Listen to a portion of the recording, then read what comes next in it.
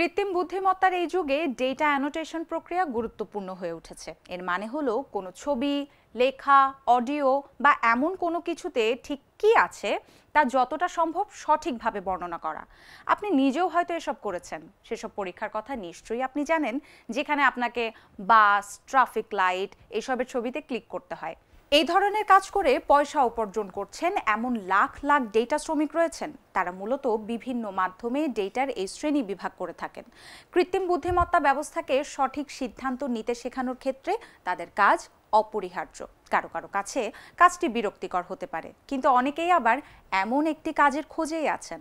মুজিব কোলাসোসেরের কর্মজীবনে মূল চাবিকাঠি ছিল ডেটা।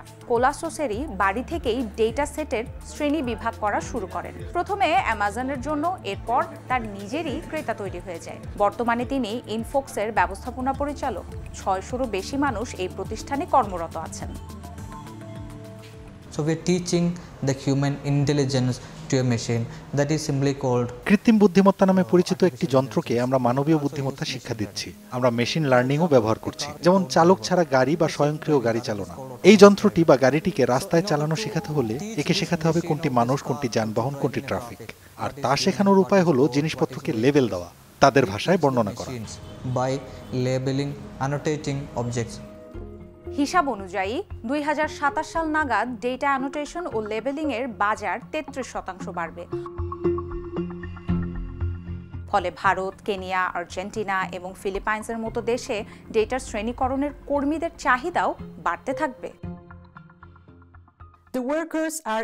অনেক ক্ষেত্রেই আউটসোর্সের মাধ্যমে কর্মীদের নিয়োগ দেওয়া হয়। যেখানে ওই মডেল বা অ্যালগরিদমগুলো উৎপাদিত হয়, সেখানকার কর্মীরা একই কোম্পানি, প্রতিষ্ঠান বা এক দেশেরও হয় না। দারিদ্র্য, যুদ্ধ কিংবা প্রাকৃতিক দুর্যোগ কবলিত এলাকা থেকে ডেটা কর্মীদের নিয়োগ দেওয়া হয়, জানালেন মিলাগোরস মিশেলি। সাধারণত একজন ডেটা কর্মী হলেন এমন এক ব্যক্তি, বেশিরভাগ ক্ষেত্রেই যার হাতে বিকল্প থাকে খুব কম। যে বিকল্পগুলো তার কাছে আছে, তার মধ্যে ডেটার কাজ করাই তার জন্য সবচেয়ে ভালো। পুরুষ, নারী এবং বিশেষ চাহিদা সম্পন্ন ব্যক্তিদের সমান সুযোগ নিশ্চিত করার লক্ষ্য ইনফোক্সের। বাবা মারা যাওয়ার পর নিজ পরিবারকে অর্থনৈতিকভাবে সাহায্য করার দায় এসে পড়ে রোশনি এমের কাঁধে। আমার নিজেকে একজন স্বতন্ত্র ব্যক্তি মনে হয়। আমি এখন উপার্জন করছি, আমি এখন আত্মনির্ভরশীল, আমি এখন স্বাধীন। অর্থনৈতিক স্বাধীনতা ভিন্ন একটি ব্যাপার এবং তা আপনি বুঝতে পারবেন নিজস্ব অভিজ্ঞতা দিয়ে।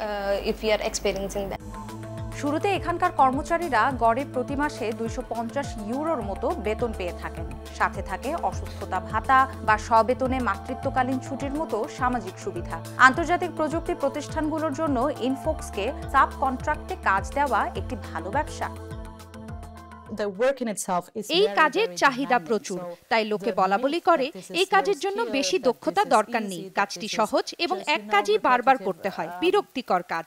কিন্তু বিষয়টি মোটেও এমন নয়। এআই ইন্ডাস্ট্রি এবং সাপ্লাই চেইনের ক্ষেত্রে এসব কর্মী কতটা প্রাসঙ্গিক বা প্রয়োজনীয় তা কোনো সংখ্যা দিয়ে মাপতে পারবেন না। তাদের প্রয়োজনীয়তা আসলে অসীম।